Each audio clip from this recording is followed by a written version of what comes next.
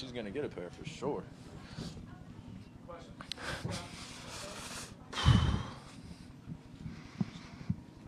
Kyrie, Scott Sargent, WFNY. Before the game, Coach kind of inferred that the first 5 or 6 minutes of this one could be a little dicey given the rest you guys had.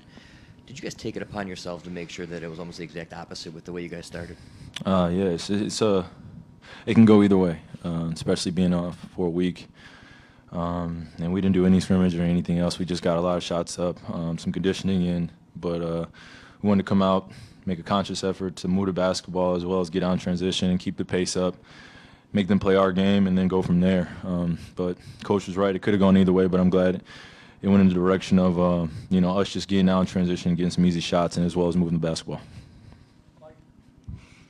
Kyrie, within the first few minutes of the game, you and LeBron 2-on-1 break. He points to the sky. I mean, what was running through your mind when you saw him just say, "Throw it up there"? Throw it up there in any vicinity, he's gonna make a play. That guy's special.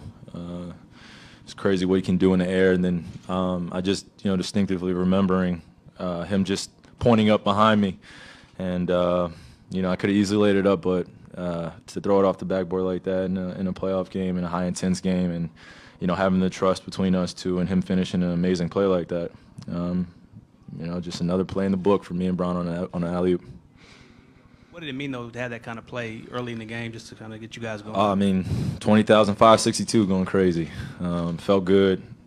Get out on a 10? Were we up to 10-2, 10-3? So it felt good, and the momentum, shifted to our side. Especially in the beginning of the game, you want to start off a game 1 like that, especially in a playoff atmosphere. Kyrie, Kenny Rowe, WHBC. You're up 96-74 going into the third quarter. We've seen you guys squander some leads in the fourth quarter. Fourth quarter, yep. How much was there an emphasis today and through the 8 days that you had off to make sure that if you got a big lead like you did tonight, that wouldn't happen again? There's always emphasis going into the fourth quarter. Sometimes it can go very positive or sometimes negative, which we've shown over, a few games where we have big fourth quarter, going into fourth quarter, we have leads. But tonight, I believe Norman Powell hit 2 threes, and then P.J. Tucker hits a 3. Do we call a timeout? We'll go over film. There was about 2 plays where Kyle helped off strong side corner, gave up an open shot, and then we were off the body on Norman Powell. He hits another 3, and P.J. Tucker gets a wide open shot.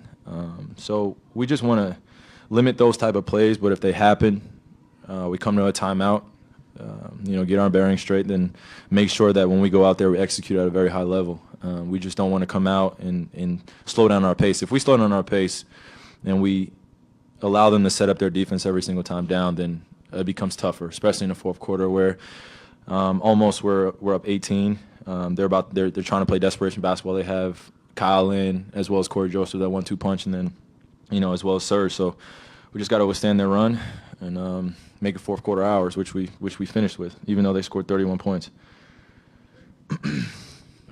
Greg Swartz, Bleacher Report. Kyrie over here. Career high for you in playoff assists with 10 tonight. You had 0 in Game 4. Obviously a big jump tonight. What was it about Toronto's defense that made you more of a playmaker and maybe a little bit less of a scorer tonight? I don't go out there with the intent to have 0 assists. Sometimes it just happens that way. And tonight, to hear that's the playoff high, obviously that's got to change going forward. But I'm just going to go out there and be myself, whether I have 0 assists, 10 assists, be aggressive on both ends of the floor, and do whatever it takes for my teammates to win, for my team to win, and help my team win.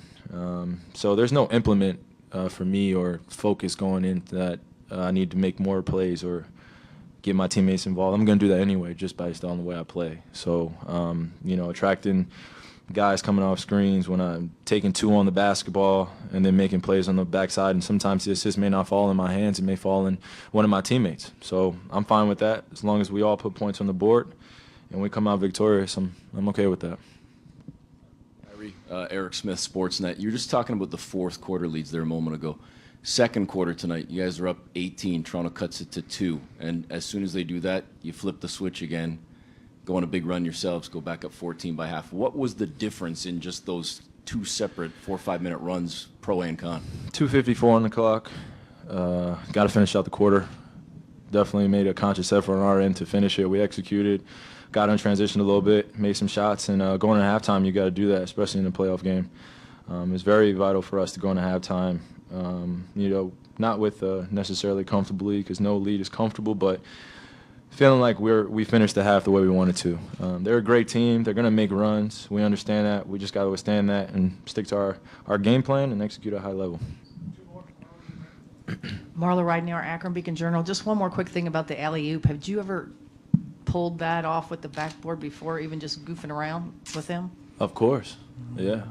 You guys haven't seen a lot of it, but just a lot of alley-oops. But I haven't been the only one that's thrown a backboard alley-oop to him. He's been doing it over the course of his career. I don't know if it's necessarily been done in a playoff game, but glad I could be a part of it with him and for him to make an amazing play like that. And I don't know if you saw him grab the beer, but it seemed like you guys were having fun at that point. I mean, what did that say? Do you have a reaction about that?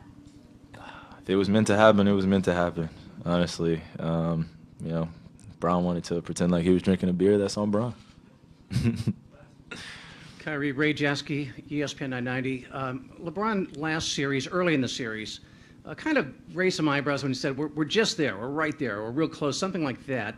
Couple more games, couple more wins. Then tonight, does it feel like it's really like you are right there? Like the cohesion is happening, the assimilation of a D. Will, of a Kyle Korver, getting guys back from injuries.